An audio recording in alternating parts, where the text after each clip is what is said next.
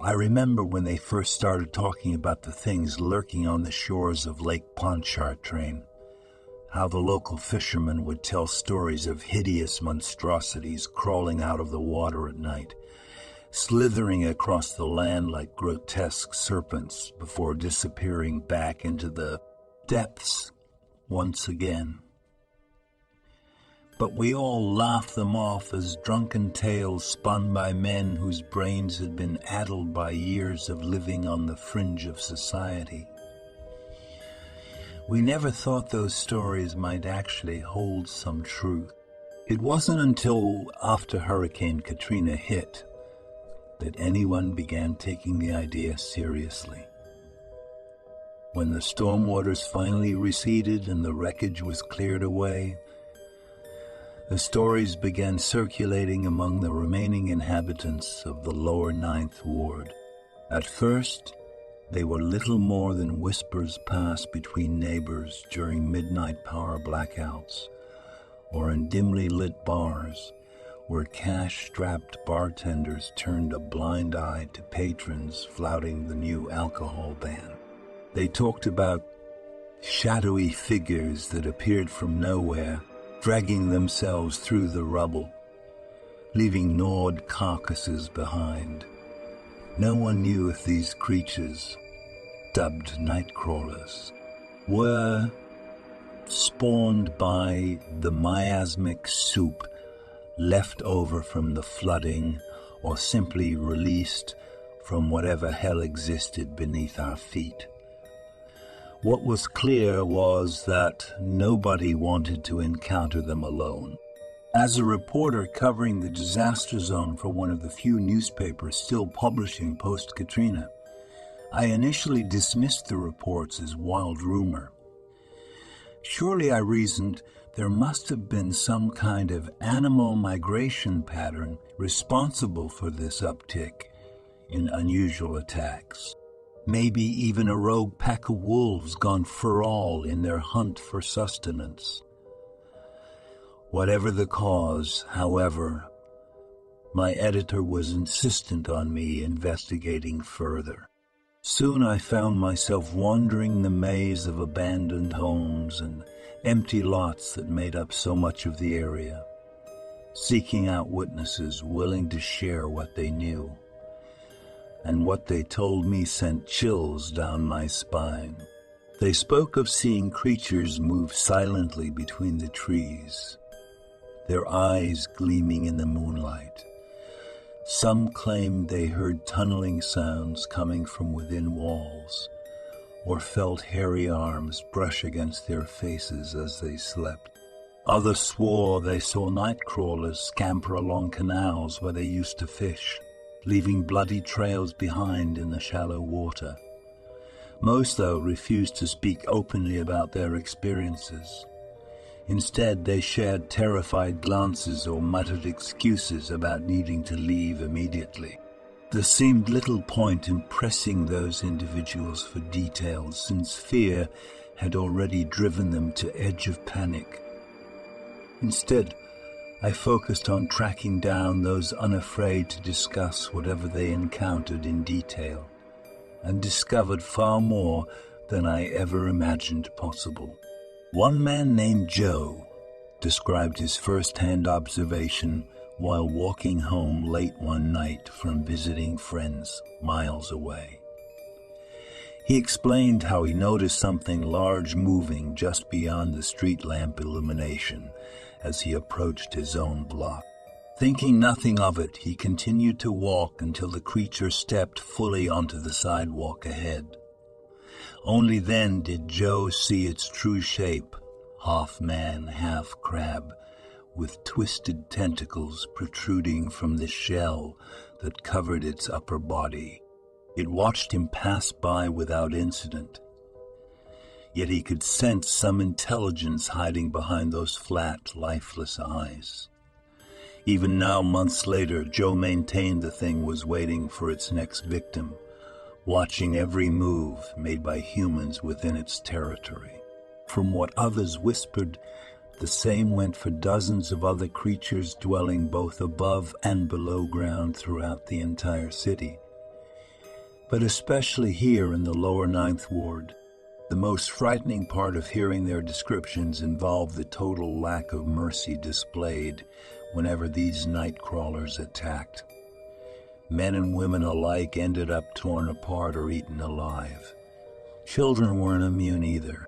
Those lucky enough to survive, assuming such a concept even applied given what I learned from interviewees, spoke of experiencing hallucinations, sensory distortions caused by pheromones, seeping directly into brain cells via contact with saliva. In many cases, victims came under psychological control as well, sometimes kept captive long enough for eggs or larvae deposited inside bodies to hatch. Those human hosts eventually succumbing to madness from the parasitic infestation, ending life as little more than ravenous predators preying upon fellow survivors, still haplessly trying to endure the hellish aftermath of Katrina's wrath. I soon realized the scope of the problem extended far beyond anything I could imagine. The night crawlers not only lurked in the shadows of the ruined streets, but also thrived deep below the earth, hidden amidst the subterranean passageways connecting one neighborhood to another. With each passing day, evidence mounted suggesting an advanced race of beings coexisting alongside us, and now poised to take advantage of chaos resulting from catastrophe brought upon the region. Were they native to Louisiana? Evolved from ancient sea creatures adapting to freshwater environments when early settlers constructed levees? Or had they always lived hidden amongst us, their presence concealed due to sheer lack of sightings over centuries past? Too many questions remained unanswered to provide any comfort. Perhaps answers lay buried forever along with countless lives lost thanks to nature's fury. Yet I couldn't stop probing deeper no matter potential consequences. Through my exhaustive research and interviews, two primary factions gradually emerged within this vast underground network, possibly feuding families comprising separate nightcrawler species. The Guanés de Merde clan versus the eviscerated Abyss, Brotherhood.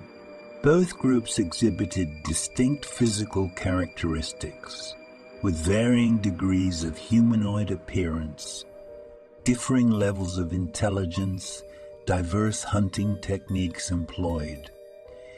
Everything suggested genetic separatism occurring naturally from their aquatic ancestry.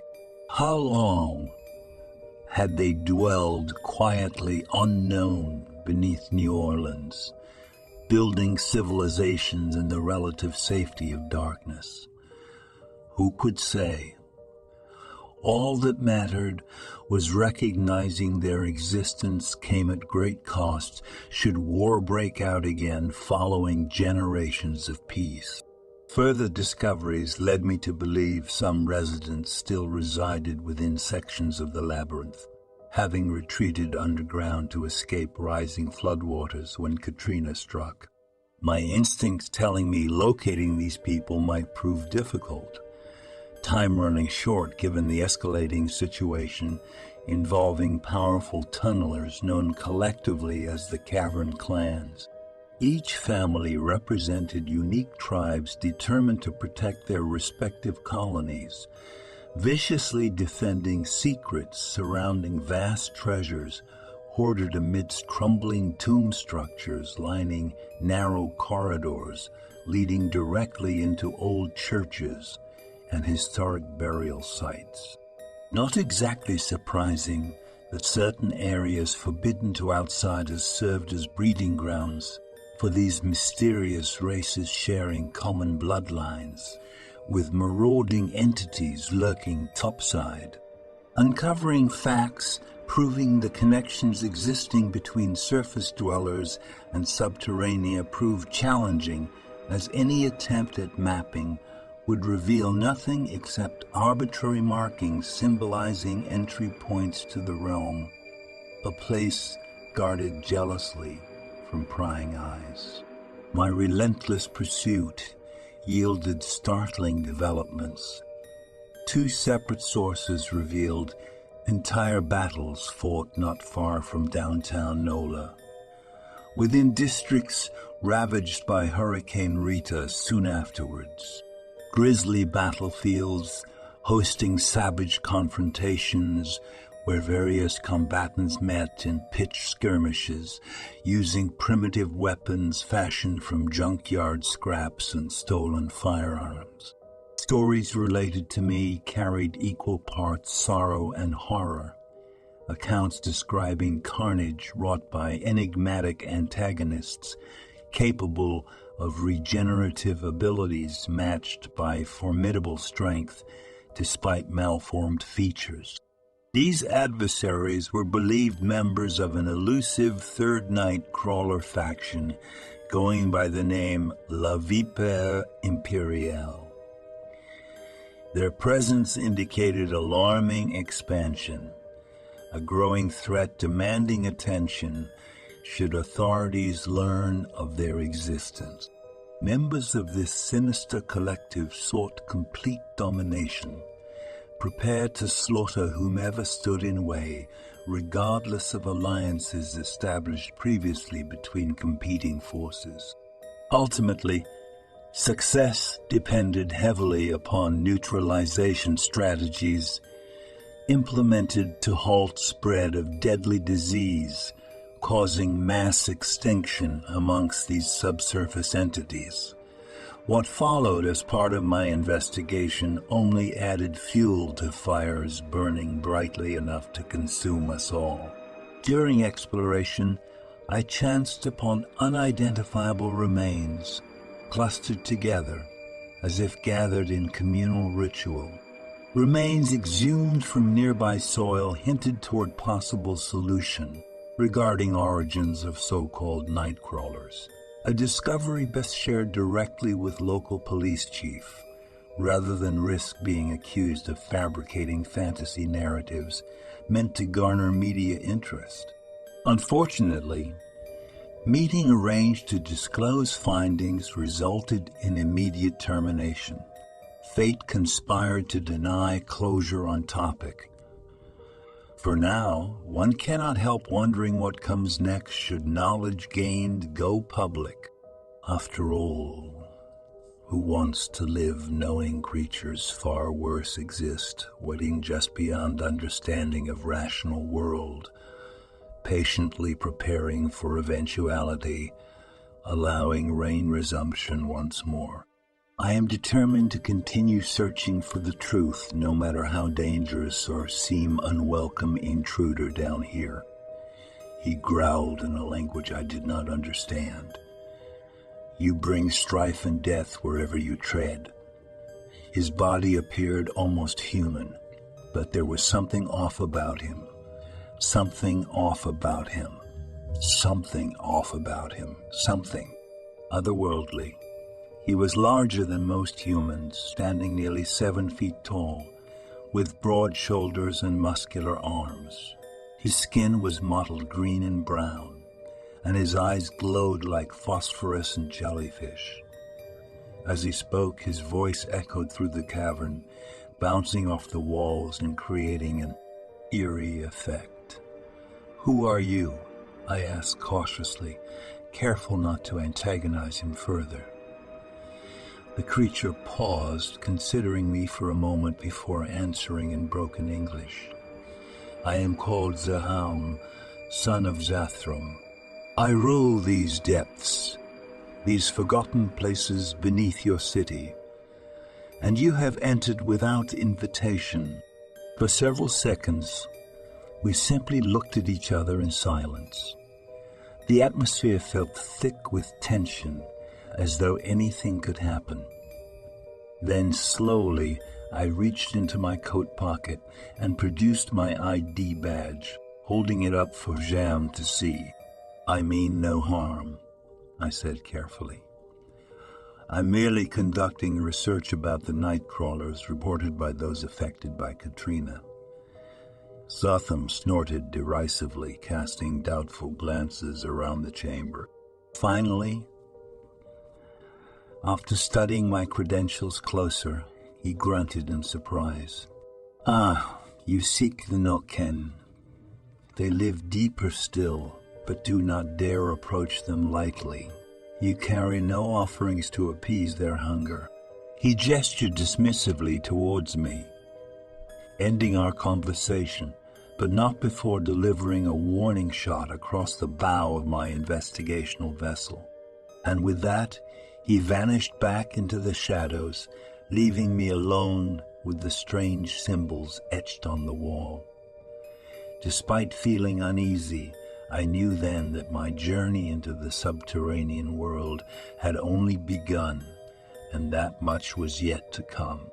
If I wanted to get to the bottom of things and return home safely, I needed to keep moving forward, gathering every scrap of information along to be sure. Lily nodded slowly, her eyes fixed on mine. She was clearly trying to process everything she heard, taking it all in before reacting. Another minute passed. She finally broke the silence. "We need to tell someone about this," she whispered, almost too softly to hear. "This information can't stay hidden forever."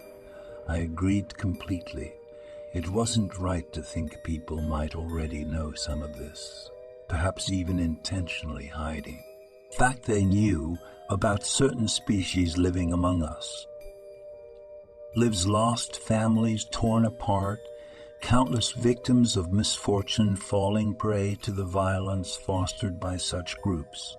If ignored any longer, there's no telling how high the body count will climb. To prevent further catastrophe means facing consequences head-on and doing whatever necessary to disrupt evil plans set in motion by malevolent factions. This won't end well otherwise. We owe it to future generations to make right what went wrong during time spent blind to the truth.